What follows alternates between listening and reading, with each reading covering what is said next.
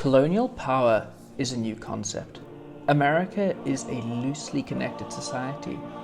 The British are the main power of the day, and the colonies were made up from people who mainly hailed from Britain, who started out as settlers, scraping together an existence, relying on the Native Americans for survival and the valuable fur trade. But by the 18th century, 13 colonies had formed with a population of 2.4 million, and gone were the days of scraping together an existence. The importance and the wealth of the region were only growing, along with the numbers of the settlers. But that isn't the only thing that was growing. Tensions too were growing between the population in the colonies and their British overlords. Soon the tensions will be at breaking point and meet an explosive end. This is the American Revolution.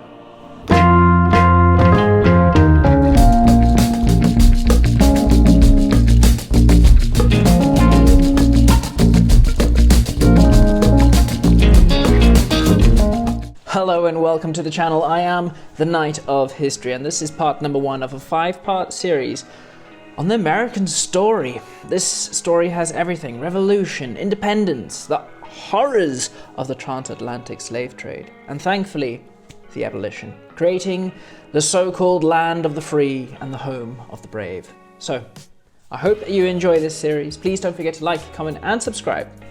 Now let's get into this. At first, Britain gave the American colonies a large degree of freedom to govern themselves. However, after the very expensive 7 Years' War, the British government wanted to exert more control over the colonies. After all, Canada, the land that had been taken away from the French in the 7 Years' War, was taken away to protect the American colonies from other imperial countries. So in 1765, when the British Parliament passed what is known as the Stamp Act, ruling that the American colonists had to buy special documentation from the British government with a special stamp in order to print legal documents, advertising, and newspapers, and even playing cards as well, the American colonists understandably were absolutely furious and protested against this unnecessary tax. Violent demonstrations took place in Boston, where an angry mob destroyed the house of the Lieutenant General of Massachusetts. It soon became clear that the stamp duty would be impossible to collect because the colonists simply refused to pay it. In 1766, just 1 year later after the Stamp Act had been published, they repealed it. Parliament decided that they wanted to make sure that the British people could survive, but they also wanted to make sure that they could declare the right and retain full power and authority to make laws and bind the colonies to the American people.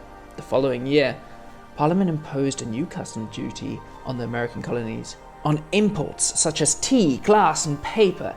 They took all measures to clamp down on smuggling as well. Once again, the colonists refused to pay these duties, and most of them were repealed over the following years. So even if the British Parliament had the power and authority to make rules and bind the colonies to their will, the people in the colonies didn't really care because the British Parliament couldn't physically enforce said laws, meaning that Britain only held symbolic power over the American colonies because the colonists kind of just refused to pay. The phrase that came to define the colonists' objection to the British rule was really simple: no taxation without representation. But what did this actually mean? Each of the 13 colonies had an elected colonial assembly, and the colonists were happy to pay them tax as they were their chosen representatives.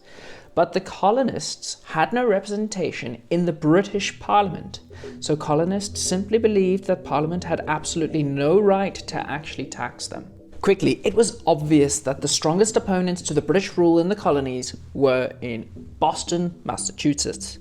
In 1768, the British stationed troops in Boston, and atmosphere in the city grew intense. In March 1770, an angry demonstration led British soldiers to open fire on Bostonites. 5 Bostonites actually dying in this demonstration. News quickly spread to other colonies of this Boston Massacre, and it became known as British tyranny. In 1773, the British Parliament decided they needed to make even more money out of their colonies, so they passed what is known as the Tea Act. enforcing the East India Company's monopoly to sell tea to the American colonies. When a shipment of East India tea arrived in Boston later that year, a group of Bostonites, dressed up as Native Americans, boarded a ship and tipped 342 boxes of tea into the Boston harbor. Enough to make 18 million cups of tea, by the way. This protest therefore became known as the Boston Tea Party. The American colonists had enough. The British king at that time was George III, known as the Mad King because he had bouts of madness because he suffered from a disease called porphyria. But when he heard of the Boston Tea Party business, he was absolutely furious at the behavior of the rebellious colonists and insisted that they should be put in their place. So in 1774, a series of laws were passed, stationing 4,000 British troops in Boston itself, stripping Massachusetts of its own governance, and placing the colony under direct royal governorship, from the British Army nonetheless.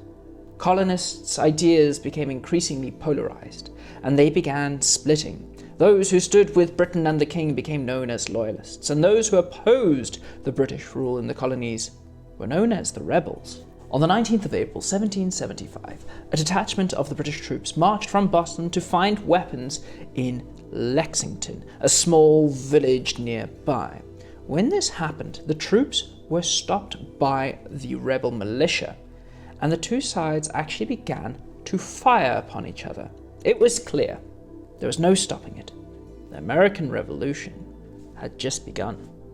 As American poet Ralph Waldo Emerson wrote, "It was a shot heard around the world." Now obviously I'm telling you this story in a rather superficial way. There's so much more information that I can go into, but I want to keep things informative yet light.